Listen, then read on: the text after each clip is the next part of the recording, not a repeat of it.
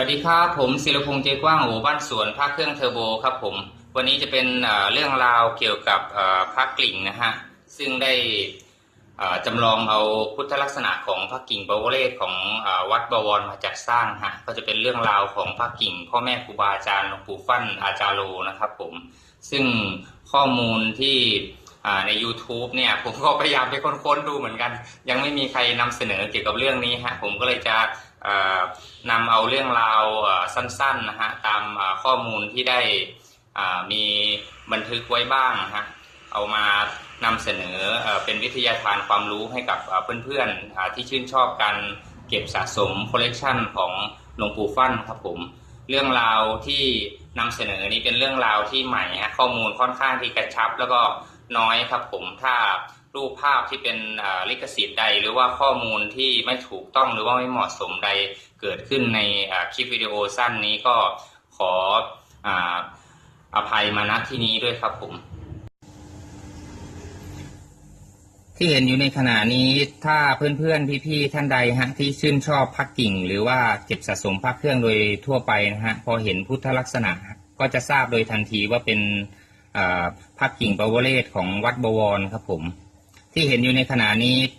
เป็นการจำลองพุทธลักษณะของพระกิ่งปวเรศของวัดบวรฮะมาสร้างเป็นพระกิ่งอาจารโลของหลวงปู่ฟั่นอาจารโลวัดป่าอุดมสมพรอำเภอพนานิคมจังหวัดสกลนครครับผมเริ่มต้นจากคณะศิษย์ตลาดภูกรุงเทพฮะโดยคุณมานิตสมปุญญะฮะซึ่งท่านเป็นตำรวจจ่าสิบตรีฮะในสมัยนั้นฮะซึ่งภายหลังท่านได้เลื่อนยศเป็นดาบตำรวจครับผมมีความคิดว่าจะสร้างพระกิ่งมาใช้เป็นการภายในเฉพาะกลุ่มของท่านนะฮะก็ได้ไปปรึกษากับผู้บังคับบัญชาที่อยู่ในกองบังคับการตำรวจที่กรุงเทพฮะก็คือพันตำรวจเอกชวลิตพลเจริญครับผมแล้วก็คุณประกอบเล้าวานิชที่เป็นเจ้าของร้านโชคชัยฮะซึ่งถ้าพูดถึงร้านโชคชัยเนี่ยหลายๆคนที่สะสมคอลเลกชันของพระเครื่องของหลวงปู่ฟั่นอาจารย์โลเนี่ยก็จะทราบเป็นอย่างดีอยู่แล้วนะครับว่าท่านก็เคยสร้างเหรียญให้กับถวายหลวงปู่ฟั่นมาแล้วครับหลังจากนั้นก็ทั้งสามก็เอาเรื่องนี้เข้ามาคุยกันฮะได้ทำการติดต่อไปยังคุณมานิตลิมเจริญลิมเลิศเจริญวานิชฮะซึ่งเป็นลูกศิษย์ที่ใกล้ชิดหลวงปู่ฟั่นอาจารย์โลฮะว่ามีความปรารถนาที่จะสร้างพระกิ่งฮะเป็นการภายในเพื่อไว้ใช้เองฮะเนื่องจากการสร้างพระกิ่งที่จะให้ครบตามสูตรในแบบฉบับของการสร้างพระกิ่งฮะเต็มไปด้วยความยากลำบากก็จะทำให้ไม่สามารถที่จะสร้างได้ปริมาณมากนักฮะแต่ก็มีความประสงค์ที่จะจัดสร้างก็ได้ทำการปรึกษากันฮะแรกเริ่มเดิมทีนี่คุณมานิตสมบุญยะเนี่ยท่านก็อยากจะสร้างเป็นพระกิ่งในรูปแบบของคล้ายๆกับพระกิ่งของเจ้าคุณนอปี16ฮะแต่พอคุยกันแล้วตกผลึกมาว่าควรจะสร้างเป็นแบบพระกิ่งปวเรศฮะเพราะมีพุทธลักษณะที่งดงามฮะและลักษณะการจัดสร้างเนี่ยเอาเนื้อหามวลสารนี่ให้เหมือนกับตามแบบโบราณเลยแล้วก็แต่งทีละองค์ฮะเพราะว่ามวลสารที่นำมารวบรวมเนี่ยเต็มไปด้วยความยากลำบากนะฮะ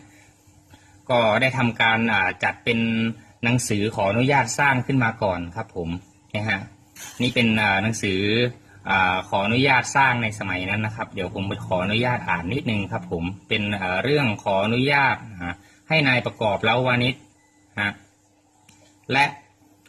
คณะครับร่วมกันจัดสร้างพระกลิ่งครับผมโดยขออนุญาตให้นายประกอบเล้าวานิชและผู้ที่มีลายนามข้างล่างนี้ร่วมกันจัดสร้างพระกิ่งจำนวน16องค์นะครับแล้วก็วงเล็บ16องค์ไว้ตรงนี้นะฮะและให้ชื่อว่าพระกิ่งอาจารโลฮะซึ่งถือว่าเป็นพระกิ่งรุ่นแรกของหลวงปู่ฟั่นอาจารโลนะครับผมก็จะพระอาจารย์ฟั่นก็ ลงนามไว้นะครับผมแล้วก็จะเป็นลำดับรายนามก็จะมีผู้บังคับบัญชาของจ่าสิบตรีมานิชฮะท่านก็จะได้รับพันตำรวจเอกชวลิตพลเจริญจำนวน1 องค์คุณประกอบเล้าวนิช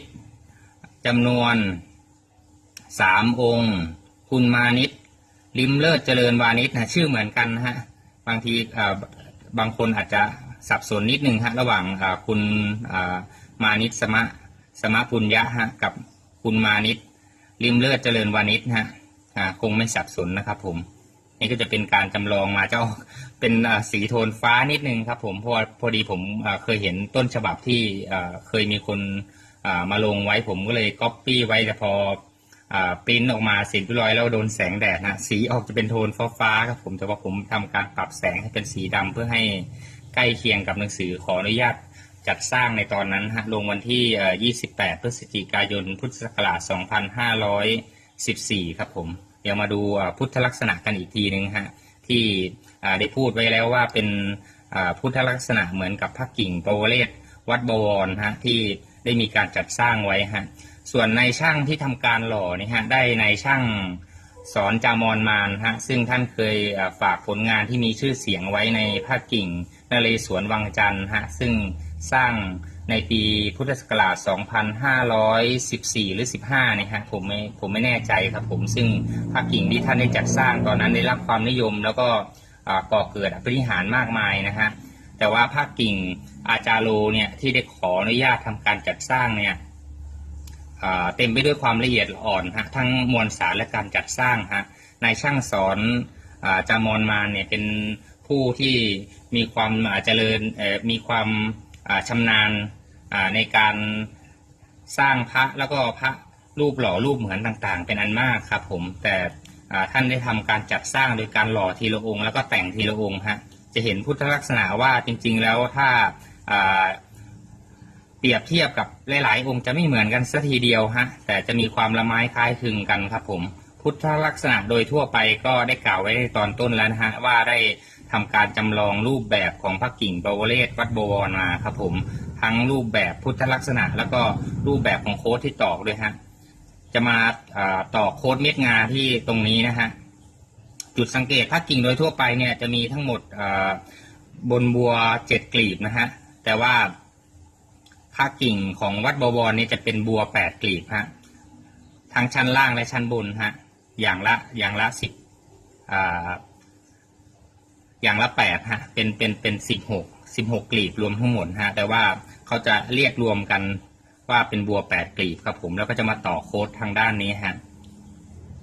แล้วลักษณะยังไงที่จะพอที่จะแบ่งแยกได้ว่าเป็นพระกิ่งของวัดบวรหรือพระกิ่งอาจารโลของหลวงปู่ฟั่นอาจารโลฮะ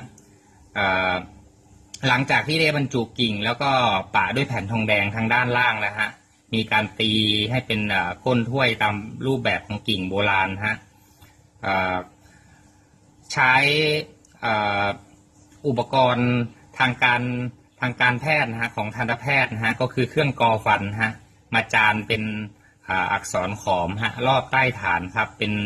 พระคาถาโมลปริตหรือว่าที่รู้จักกันโดยทั่วไปของสายผ้าป่าว่าเป็นพระคาถานกยูงทองนะครับนะโมวิมุตตานังนะโมวิมุตติยาอย่างนี้ฮะตรงกลางจะเป็นฉายาของหลวงปู่ฟั่นฮะอาจารโลครับผมถ้าพลิกก้นขึ้นมาแล้วมี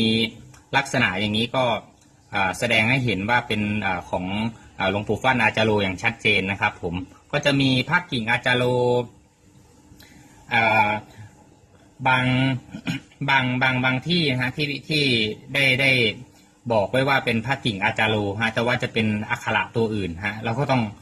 ละเอาไว้ก่อนนะครับบางอันเขียนว่ามะอะอุนะครับบางอันเขียนเป็นอักษรนามาพาทะก็มีฮะแต่ว่าเป็นรูปลักษณะของการปะแผ่นทองแดงแล้วก็เป็นรูปก้นถ้วยแต่ตัวนี้มันไม่มีในตำราเพราะฉะนั้นเรายกไว้ก่อนฮะเอาที่เป็นมาตรฐานตัวนี้ดีกว่าครับผม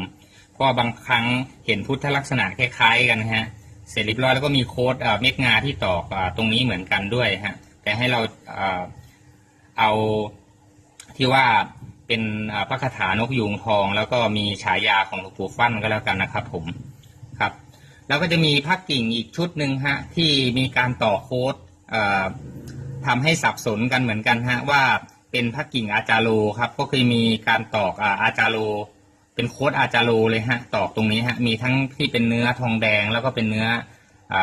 นวโลหะฮะนอกเหนือจากนั้นก็ยังมีการรันนัมเบอร์ด้วยฮะอันนี้ก็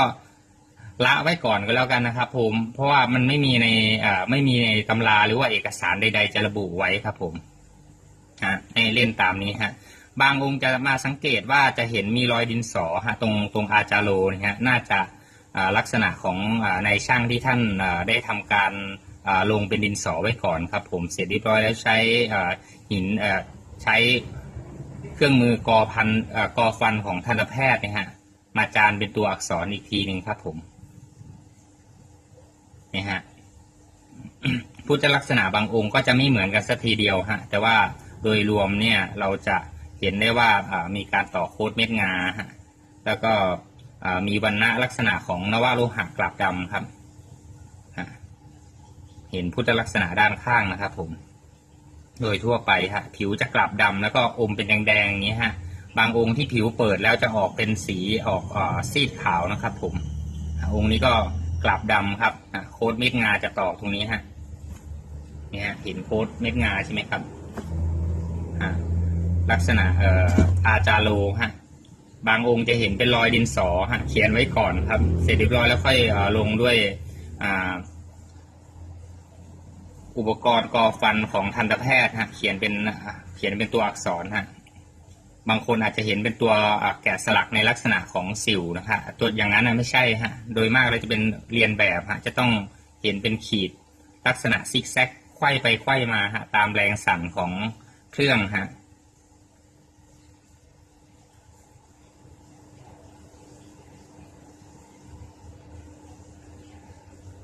ก็เอาสั้นๆกันแค่นี้ก็แล้วกันนะครับผม